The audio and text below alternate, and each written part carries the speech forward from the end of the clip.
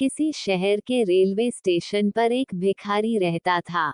वह वहां आने जाने वाली रेलगाड़ियों में बैठे यात्रियों से भीख मांगकर अपना पेट भरता था। एक दिन जब वह भीख मांग रहा था तो सूट बूट पहने एक लंबा सा व्यक्ति उसे देखा। उसने सोचा कि यह व्यक्ति बहुत अमीर लगता है, इससे भीख मांगने पर यह मुझे जरूर अच्छे पैसे देगा। वह उस लंबे व्यक्ति से भीख मांगने लगा। भिखारी को देखकर उस लंबे व्यक्ति ने कहा, तुम हमेशा मांगते ही हो, क्या कभी किसी को कुछ देते भी हो? भिखारी बोला, साहब मैं तो भिखारी हूँ, हमेशा लोगों से मांगता ही रहता हूँ। मेरी इतनी औकात कहाँ कि किसी को कुछ दे सकूं। लंबा व्यक्ति बोला, जब किसी को कुछ दे नहीं सकते तो तुम्हें मांगने का भी कोई हक नहीं है। मैं एक व्यापारी हूँ और लेन देन में ही विश्वास करता हूँ। अगर तुम्हारे पास मुझे कुछ देने को हो तभी मैं तुम्हें बदले में कुछ दे सकता हूँ। तभी वह स्टेशन आ गया जहाँ पर उस लंबे व्यक्ति को उतरना था। वह ट्रेन से उतरा और चला गया। इधर भिखारी उसकी कही गई बात के बारे में सोचने लगा। उस लंबे व्यक्ति के द्वारा कही गई बात उस भिखारी के दिल में उतर गई। वह सोचने लगा कि शायद मुझे भीख में अधिक पैसा इसलिए नहीं मिलता क्योंकि मैं उसके बदले में किसी को कुछ दे नहीं पाता हूँ। लेकिन मैं तो भिखारी हूँ, किसी को कुछ देने लायक भी नहीं हूँ। लेकिन कब तक मैं लोगों को बिना कुछ दिए केवल मांगता ही रहूंगा? बहुत सोचने के बाद उस भिखारी ने निर्णय किया कि जो भी व्यक्ति उसे भीख देगा तो उसके बदले में वह भी उस व्यक्ति को कुछ जरूर देगा। लेकिन अब उसके दिमाग में यह प्रश्न चल रहा था कि वह खुद भिखारी है तो भीख के बदले में वह दूसरों को क्या दे सकता है। इस बात को सोचते हुए 2 दिन हो गए लेकिन उसे अपने प्रश्न का कोई उत्तर नहीं मिला था। तीसरे दिन जब वह स्टेशन के पास बैठा हुआ था तभी उसकी नज़र कुछ फूलों पर पड़ी जो स्टेशन के आसपास के पौधों पर खिल रहे थे। उसने सोचा, क्यों ना मैं लोगों को भीख के बदले कुछ फूल दे दिया करूं। उसको अपना यह विचार अच्छा लगा और उसने वहां से कुछ फूल तोड़ लिए। अब वह ट्रेन में भीख मांगने पहुंचा। अब जब भी कोई उसे भीख देता तो उसके बदले में वह भीख देने वाले को कुछ फूल दे देता। उन फूलों को लोग खुश होकर अपने पास रख लेते थे। अब भिखारी रोज फूल तोड़ता और भीख के बदले में उन फूलों को लोगों में बांट देता था। कुछ ही दिनों में उसने महसूस किया कि अब उसे बहुत अधिक लोग भीख देने लगे हैं। वह स्टेशन के पास के सभी फूलों को तोड़ लाता था। जब तक उसके पास फूल रहते थे तब तक उसे बहुत से लोग भीख देते थे। लेकिन जब फूल बांटते बांटते खत्म हो जाते तो उसे भीख भी नहीं मिलती थी। अब रोज ऐसा ही चलता रहा। एक दिन जब वह भीख मांग रहा था तो उसने देखा कि वही लंबा व्यक्ति ट्रेन में बैठा है जिसकी वजह से उसे भीख के बदले फूल देने की प्रेरणा मिली थी। वह तुरंत उस व्यक्ति के पास पहुंच गया और भीख मांगते हुए बोला, आज मेरे पास आपको देने के लिए कुछ फूल हैं, आप मुझे भीख दीजिए तो बदले में मैं आपको कुछ फूल दूंगा। उस लंबे व्यक्ति ने उसे भीख के रूप में कुछ पैसे दे दिए और भिखारी ने कुछ फूल उसे दे दिए। उस लंबे व्यक्ति को यह बात बहुत पसंद आई।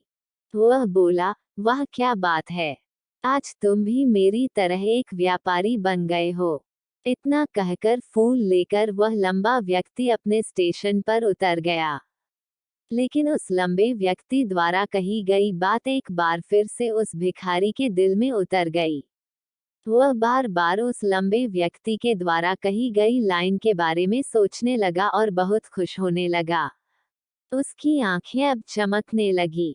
उसे लगने लगा कि अब उसके हाथ सफलता की वह चाबी लग गई है जिसके द्वारा वह अपने जीवन को बदल सकता है। वह तुरंत ट्रेन से नीचे उतरा और उत्साहित होकर बहुत तेज आवाज में ऊपर आसमान की तरफ देखकर बोला, मैं भिखारी नहीं हूँ, मैं तो एक व्यापारी हूँ। मैं भी उस लंबे व्यक्ति जैसा बन सकता हूँ, मैं भी अमीर बन सकता हूँ। लोगों ने उसे देखा तो सोचा कि शायद यह भिखारी पागल हो गया है और अगले दिन से वह भिखारी उस स्टेशन पर फिर कभी नहीं दिखा। लेकिन 6 महीने बाद इसी स्टेशन पर दो व्यक्ति सूट बूट पहने हुए यात्रा कर रहे थे। दोनों ने एक दूसरे को देखा तो उनमें से एक ने दूसरे से हाथ मिलाया और कहा, क्या आपने मुझे पहचाना? दूसरा व्यक्ति बोला, नहीं, क्योंकि मेरे हिसाब से हम लोग पहली बार मिल रहे हैं। पहला व्यक्ति बोला, नहीं, आप याद कीजिए, हम पहली बार नहीं बल्कि तीसरी बार मिल रहे हैं। दूसरा व्यक्ति बोला, मुझे याद नहीं, वैसे हम पहले 2 बार कब मिले थे? अब पहला व्यक्ति मुस्कुराया और बोला, हम पहले भी 2 बार इसी ट्रेन में मिले थे। मैं वही भिखारी हूँ जिसको आपने पहली मुलाकात में बताया कि मुझे जीवन में क्या करना चाहिए, और दूसरी मुलाकात में बताया कि मैं वास्तव में कौन हूँ। उद्धरण चिन्ह। दूसरा व्यक्ति मुस्कुराया और अचंभित होते हुए बोला, ओह, याद आया, तुम वही भिखारी हो जिसे मैंने एक बार भीख देने से मना कर दिया था और दूसरी बार मैंने तुमसे कुछ फूल खरीदे थे, लेकिन आज तुम यह सूट बूट में कहाँ जा रहे हो और आजकल क्या कर रहे हो? तब पहला व्यक्ति बोला, हाँ, मैं वही भिखारी हूँ, लेकिन आज मैं फूलों का एक बहुत बड़ा व्यापारी हूँ और इसी व्यापार के काम से ही दूसरे शहर जा रहा हूँ। कुछ देर रुकने के बाद वह फिर बोला, आपने मुझे पहली मुलाकात में प्रकृति का वह नियम बताया था जिसके अनुसार हमें तभी कुछ मिलता है जब हम कुछ देते हैं। लेन देन का यह नियम वास्तव में काम करता है। मैंने यह बहुत अच्छी तरह महसूस किया है, लेकिन मैं खुद को हमेशा भिखारी ही समझता रहा। इससे ऊपर उठकर मैंने कभी सोचा ही नहीं, और जब आपसे मेरी दूसरी मुलाकात हुई तब आपने मुझे बताया कि मैं एक व्यापारी बन चुका हूँ। अब मैं समझ चुका था कि मैं वास्तव में एक भिखारी नहीं बल्कि व्यापारी बन चुका हूँ। मैंने समझ लिया था कि लोग मुझे इतनी भीख क्यों दे रहे हैं, क्योंकि वह मुझे भीख नहीं दे रहे थे बल्कि उन फूलों का मूल्य चुका रहे थे। सभी लोग मेरे फूल खरीद रहे थे क्योंकि इससे सस्ते फूल उन्हें कहाँ मिलते। मैं लोगों की नज़रों में एक छोटा व्यापारी था, लेकिन मैं अपनी नज़रों में एक भिखारी ही था। आपके बताने पर मुझे समझ आ गया कि मैं एक छोटा व्यापारी हूँ। मैंने ट्रेन में फूल बांटने से जो पैसे इकट्ठे किए थे, उनसे बहुत से फूल खरीदे और फूलों का व्यापारी बन गया। यहाँ के लोगों को फूल बहुत पसंद हैं और उनकी इसी पसंद ने मुझे आज फूलों का एक बहुत बड़ा व्यापारी बना दिया। दोनों व्यापारी अब खुश थे और स्टेशन आने पर साथ उतरे और अपने अपने व्यापार की बात करते हुए आगे बढ़ गए। दोस्तों, इस कहानी से हमें बहुत कुछ सीखने को मिलता है। कहानी में लंबा व्यापारी गिव एंड टेक के रूल को बहुत अच्छी तरह जानता था। दुनिया के सभी बड़े व्यापारी इसी लाइफ रूल का यूज करके बड़े व्यापारी बन पाए हैं। यह कहानी हमें बताती है कि हम यदि अपनी सोच बदल ले तो उससे कुछ भी हासिल किया जा सकता है।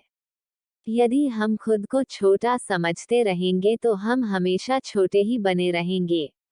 बड़ा बनने से लिए हमें अपने विचारों को बदलना होगा। हमें खुद के बारे में बड़ा सोचना होगा, तभी हम बड़े बन पाएंगे।